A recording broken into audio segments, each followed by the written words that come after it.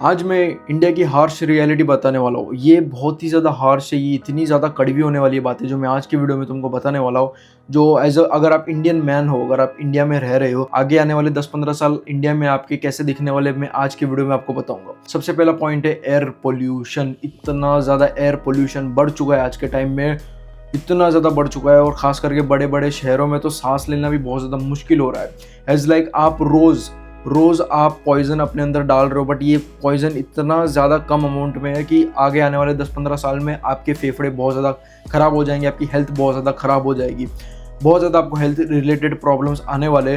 वो तो चलो ठीक है, वो तो समझ में भी आता है कि चल भाई अभी एयर पोल्यूशन है, अभी एयर पोल्यूशन बढ़ गया, बट यहाँ पे एयर पोल्यूशन की बिल्कुल भी बातें नहीं हो रही। अगर मैं बात करूँ कि बड़े बड़े पार्टीज़ हो गए जो बोलते रहते कि हम इंडिया को इतना बदलेंगे, ये करेंगे, वो करेंगे, कोई एयर पोल्यूशन के बारे में बात नहीं कर रहा है। खास करके हमारे प्राइम मिनिस्टर कोई भी एयर पोल्यूशन के बारे में बात नहीं कर रहा है, कोई बात नहीं हो रही। AQI कुछ भी नहीं है। हम आपके जैसे नॉर्मल व्यक्ति, कंटेंट क्रिएटर्स, ये सभी बातें कर रहे हैं AQI के ऊपर, कोई बात ही नहीं कर रहा प्रॉब्लम के बारे में, कोई डिस्कस ही नहीं कर रहा है। तो सॉल्यूशन तो कैसे ही मिलेगा, मेरे को ज़रा बताना। इंडियन मैन की आगे आने वाली लाइफ बहुत ज़्यादा ख़राब होने वाली है। फॉर एग्जाम्पल, आप पूरे 30 साल दिल्ली में रहे तो आपके लंग्स एक 50-55 ईयर्स ओल्ड जितने हो जाएंगे ख़राब, इतने ज़्यादा बूढ़े हो जाएंगे, इनफर्टिलिटी भी हो जाएगी। तुम सोचो, आप वो जो स्लो पॉइजन आप अपनी बॉडी में इनहेल कर रहे हो, और आपकी बॉडी ऑक्सीजन पे ही चल रही है, क्योंकि आप ऑक्सीजन इनहेल कर रहे हो तो ही आप जिंदा रह रहे हो। तो आप यूँ समझो कि आप स्लो पॉइजन अपने अंदर डाल रहे हो, ठीक है, और वो स्लो पॉइजन आपकी पूरी बॉडी में फैल रहा है, वो आपके ब्लड में पूरी तरीके से सर्कुलेट हो रहा है, आपके हार्ट में जा रहा है, आपके ब्रेन में जा रहा है। आपको हो सकता है आगे जाके ब्रेन प्रॉब्लम्स हो, हार्ट प्रॉब्लम्स हो, किडनी, लीवर, आप बहुत ज़्यादा आपको आगे जाके प्रॉब्लम्स देखने को मिलेगी। सेकंड पॉइंट है अनएम्प्लॉयमेंट। ये one of the biggest point मैं तुमको बोलने जा रहा हूँ। इंडिया का अनएम्प्लॉयमेंट इतनी ज़्यादा बढ़ चुकी है। तो बड़े बड़े शहर है, दिल्ली, बैंगलोर, मुंबई, ये सब इतने बड़े बड़े शहरों में इतनी ज़्यादा अनएम्प्लॉयमेंट बढ़ चुकी है। और अगर एम्प्लॉयमेंट मिल भी रही है किसी को, अगर किसी को नौकरी मिल भी रही है ना, तो वो ऐसी नौकरी मिल रही है जो सैलरी बहुत कम मिलेगी, डिसेंट अमाउंट की सैलरी मिलेगी, लेकिन उसके सामने उसको वर्कलोड बहुत ज़्यादा देते हैं। अगर तुमको एक नॉर्मल कॉलेज से डिग्री ले लो, और तुमको, ऐसा मैं नहीं बोल रहा हूँ कि बिल्कुल भी जॉब नहीं मिलेगी, जॉब मिलेगी ना, तो भी इतनी कम सैलरी में तुमको जॉब मिलेगी ना कि क्या ही बोलूँ मैं आपको। इतनी कम सैलरी आपको मिलेगी और इतना ज़्यादा वर्कलोड आपको मिलेगा ना, तो इससे अच्छा है कि भाई मैं जॉब ही ना करूँ, इससे अच्छा मैं कोई ठेला लगा लूँ, वो ज़्यादा बढ़िया रहेगा। इससे अच्छा तो इतनी सैलरी में इतना ज़्यादा काम करेंगे, इतनी ज़्यादा अनएम्प्लॉयमेंट बढ़ गई है क्योंकि जॉब की डिमांड बहुत ज़्यादा है, ठीक है, लेकिन जॉब एक्चुअल में बहुत ज़्यादा कम है, बहुत कम है जॉब, लेकिन जॉब करने के वाले बहुत सारे लोग हैं। तुम देख सकते हो ऐसे बहुत सारे न्यूज़ भी आए हैं जहाँ पे एक पर्सन के लिए इतने सारे लोगों ने अप्लाई करा है। अगर आप बचना चाहते हो इस अनएम्प्लॉयमेंट से, अगर आप चाहते हो कि आप ये सब चीज़ों में फंसो ना, आप चाहते हो कि आप आगे जाके आपको भाई बिल्कुल भी प्रॉब्लम ना आए, आप बिल्कुल भी नहीं चाहते कि भाई इतने सारे पैसे मैंने डाले डिग्री में, इतना कुछ मैंने किया अपनी ज़िंदगी भर एजुकेशन में मैंने डाले, और आपको आगे जाके कोई जॉब ही नहीं मिल रही तो भी इतनी ज़्यादा कम सैलरी में इतने ज़्यादा एफर्ट्स मांग रहे कि आप इतने ज़्यादा थक जाते हो कि आप अपनी फैमिली को भी टाइम नहीं दे सकते हो। तो मैं तुमको एक सिंपल सा रास्ता बताना चाहता हूँ, कोई ना कोई स्किल सीखो, कोई ना कोई अच्छी स्किल सीखो, जिससे क्या होगा, अगर कोई आप अच्छी स्किल सीखोगे जिससे आप आगे जाके अर्न करना शुरू कर दोगे। आज के टाइम में स्किल सीखनी बहुत ज़्यादा जरूरी हो चुकी है। अगर आप कन्वेंशनल वे में ही सिर्फ करते रह जाओगे, अगर आप सोच रहोगे कि भाई मैं कोई स्किल विल नहीं सीखूंगा, मैं कुछ नहीं सीखूंगा, मैं सिर्फ पढ़ाई करूंगा, मैं पढ़ाई के अलावा कुछ नहीं करूंगा, भाई आगे जाके आपके लिए बहुत ज़्यादा मुश्किल होने वाली है। अभी से इतनी ज़्यादा मुश्किलें बढ़ गई है, आगे आने वाले 10-15 साल में तो भूल ही जाओ, मतलब आपको जॉब मिलेगी, इतनी ज़्यादा कंपटीशन बढ़ जाएगी, इतने ज़्यादा जॉब कम हो जाएंगे।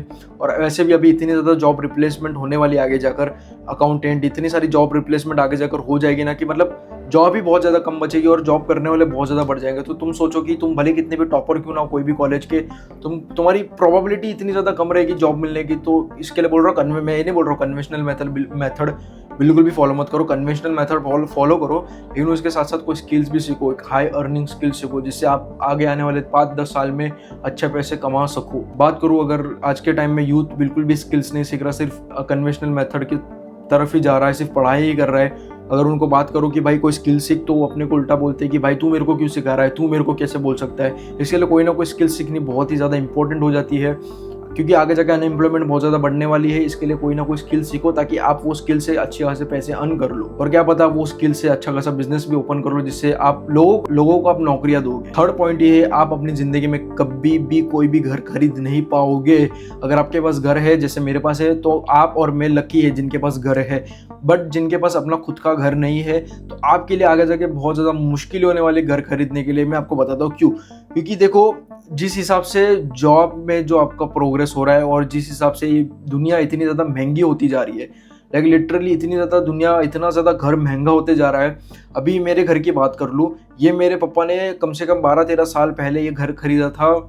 12 समथिंग लाख रुपए में खरीदा था। आज इस घर की वैल्यू डबल हो चुकी है, मतलब ऑलमोस्ट 24-25 लाख रुपीस इस घर की कीमत बढ़ चुकी है अभी 12 सालों में।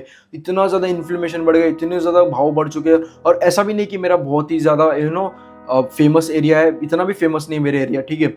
लेकिन अगर मैं बात करूँ मुंबई, बैंगलोर, ये सब की, दिल्ली की, इतने ज़्यादा इन्फ्लेमेशन बढ़ गए, करोड़ों में घर जा रहे हैं। 1 BHK मुंबई में तो 1 BHK 80 से 1 करोड़ रुपए में मिलते हैं, सिर्फ 1 BHK मुंबई में, वो भी इतना ज़्यादा अब एक्सपेंसिव हो चुका है। अगर आप 2-3 लाख रुपए में सिर्फ आपको इतनी छोटी सी जगह मिलेगी मुंबई में, चौल में, वो भी खाने की चीज़ें देखो, इतना महंगा हो चुका है आज के टाइम में कि आप कभी कोई घर खरीद ही नहीं पाओगे। और जॉब में आपको पैसा ही इतना ज़्यादा कम मिल रहा है कि भाई 20-25 हज़ार की जॉब कर रहे हो आप, कितना ही क्या ही कर लोगे, कितना आप पैसा भरोगे। ऑब्वियस बात है कि 20-25 हज़ार रुपये आपको मिल रहे हैं, प्रमोशन भी जल्दी नहीं हो रहा है, पे सैलरी भी जल्दी बढ़ नहीं रही, उसके सामने इन्फ्लेमेशन उससे डबल ट्रिपल रेट पे बढ़ती जा रही है और भी बढ़ती जाएगी।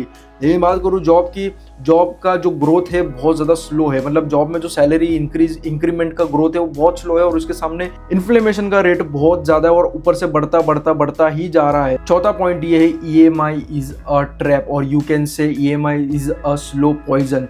पहले नॉर्मल लगता है, बहुत ज़्यादा नॉर्मल लगता है, लेकिन जैसे जैसे सालों बीतने शुरू हो जाते हैं वैसे वैसे आपको पता चलता है कि भाई ये तो ट्रैप है, ये तो इसने मेरे को फंसा डाला, इसने तो मेरे को ज़िंदगी भर वही लूप होल में फंसा दिया कि सुबह उठो, जॉब करो, शाम को आओ, सो जाओ। यही आप उस पूरे लूप में फंस चुके हो। इमेजिन करो कि आपको किसी ने ना जेल में डाल दिया, हमेशा ज़िंदगी भर के लिए आपको जेल में डाल दिया किसी ने।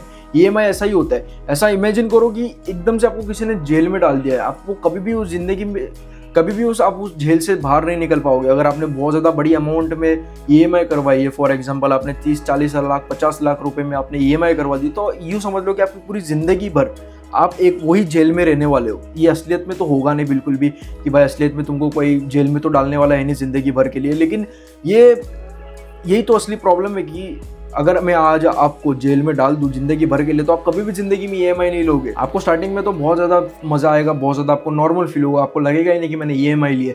लेकिन धीरे धीरे जब वो मज़ा कम होते जाएगा, जब वो नॉर्मल जो आपको फील हो रहा था वो थोड़ा सा कम होते जाएगा, तब आपको रियलाइज़ होगा कि भाई ये तो ट्रैप है, इसने तो मेरे को पूरे ज़िंदगी भर के लिए मेरे को इसने फंसा डाला है, पूरी ज़िंदगी भर के लिए मेरे को फंसा डाला है। मैं उसी लूप होल में फंस चुका हूँ, मैं उस लूप होल से बाहर निकल ही नहीं पा रहा हूँ। ज़िंदगी भर आपके बस दिमाग में यही रहेगा कि मुझे EMI का ये भरना है, मुझे ये भरना है, मुझे ये भरना है, मुझे वो भरना है। ज़िंदगी भर आपके अंदर वो डर बैठा रहेगा कि भाई EMI का बिल नहीं भरा तो क्या होगा। अगर आप कहीं छुट्टी पे बाहर जा रहे हो तो आपका दिमाग में बस वही डर बैठा रहेगा कि भाई मेरे को EMI भरनी, मेरे को जॉब करनी पड़ेगी, मेरे को। भाई आप जाओगे भी बाहर घूमने के लिए तो आप ज़्यादा दिनों के लिए जा नहीं पाओगे। आप जाके देखो कितने सारे जॉब वाले लोग हैं जो बाहर घूमने के लिए तो जाते हैं, लेकिन इसलिए तुमको जेल में से बाहर निकाल दिया, बस वो थोड़े टाइम के लिए तुमको जेल में से बाहर निकाला नहीं। वो कैदियों को बाहर निकालते जो बड़े बड़े क्राइम्स करते हैं, जिनको बड़े बड़े जेल में डाल देते हैं, उनको पूरे दिन ऑलमोस्ट पूरे दिन उनको जेल में रखते हैं, लेकिन थोड़ी देर के लिए उनको जेल से बाहर निकालते हैं। उनको कुछ काम करने के लिए, उनको बस कुछ काम करने के लिए, कुछ साफ सफाई करने के लिए उनको बाहर निकालते, खाना खाने के लिए बाहर निकालते,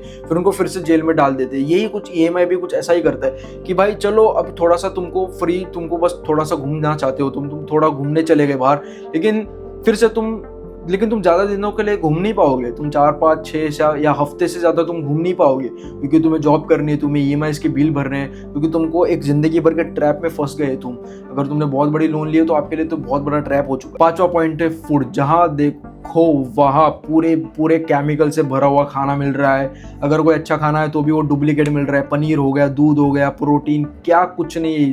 तुम जाके देखो, तुमको लगता होगा ना कि वे प्रोटीन भी काफ़ी ज़्यादा अच्छा होता है, हेल्दी होता है। जाकर देखो कितने सारे केसेस आए, कितने सारे कंपनी पकड़ा गए जो फेक वे प्रोटीन बनाते थे, फेक वे प्रोटीन, फेक दूध, क्या क्या कुछ नहीं बाहर आ रहा है। सब कुछ नकली मिल रहा है, पनीर नकली मिल रहा है, बड़े बड़े कंपनी तक पनीर नकली यूज कर रहे हैं। ऐसे कितने वीडियोस बाहर आए जो फेक पनीर यूज कर रहे हैं कंपनी बड़े बड़े। ये कहना चाहता हूँ, फूड इतना ज्यादा खराब हो चुका है, इतना ज्यादा, मतलब इंडिया में फूड इतना ज्यादा खराब हो चुका है आज के टाइम में। बाहर जाओगे तो मोमोज ये सब कुछ मिलेंगे पूरी तरह एकदम तेल में फ्राई करे हुए, इतना ज़्यादा घटिया क्वालिटी का तेल यूज़ करते हैं वो लोग। इतना ज़्यादा ज़िंदगी वर्स्ट हो चुकी है आज के टाइम में इंडिया में। खास करके खाना भी इतना अच्छा नहीं मिल रहा, अगर कोई अच्छा खाना हो तो भी डुप्लीकेट मिल रहा है। इतनी ज़्यादा प्रॉब्लम्स हो रही लोगों के, इतने ज़्यादा प्रॉब्लम्स बढ़ चुकी है आज के टाइम में हेल्थ रिलेटेड। इतने ज़्यादा हार्ट अटैक्स तुम देख रहे होगे, जो बड़े बड़े एक्टर्स है जो बहुत अच्छा खाना खाते फिर भी उनको हार्ट अटैक आ रहे बिकॉज ऑफ एयर पोल्यूशन। इतना कुछ चल रहा है इंडिया में, कोई बात ही नहीं कर रहा है इसके बारे में। सिक्स्थ और लास्ट पॉइंट इस वीडियो का कि भाई no one is going to save you. कोई आपको बचाने नहीं आने वाला है, आपको ही जो करना है वो करना है। You are the saviour of yours, ठीक है, आप ही खुद को बचा सकते हो, आपको कोई बचाने नहीं आने वाला है। यहाँ पे तो मंत्री लोग, जो बड़े बड़े लोग हैं, प्राइम मिनिस्टर, यहाँ पे जो इतने बड़े बड़े इश्यूज हो रहे हैं उसके ऊपर बात नहीं कर रहे तो छोड़ ही दो कि तुमको कोई बचाने आने वाला। तुम सोच रहे होगे कि भाई क्या करे, तो फिर इसका कोई सॉल्यूशन है या नहीं है। मैं आपको कुछ सॉल्यूशन देना चाहूंगा। सबसे पहला तो एक अच्छी स्किल सीखो, अच्छी कम्युनिकेशन स्किल्स हो गए, एडिटिंग हो गई, बहुत सारी स्किल्स है। क्या पता आप इतनी ज्यादा अच्छी स्किल्स सीख लो जिससे आप अच्छा खासा अपना एजेंसी खोल लो या अपना खुद का बिजनेस खोल लो, जिससे आप लोगों को एम्प्लॉयमेंट दोगे। तो ये कह रहा हूँ, अच्छी हाई अर्निंग स्किल सीखो जो आपको आगे आने वाले 10-15 सालों में करोड़पति बनाए। और करोड़पति बनना इंडिया में बहुत ज़्यादा जरूरी है। तुम देख ही रहे होगे जो एकदम normal middle class, lower middle class की तुम जिंदगी देख ही रहे होगे, कैसे कीड़े मकोड़ों की तरह उनकी जिंदगी हो चुकी है आज के टाइम में।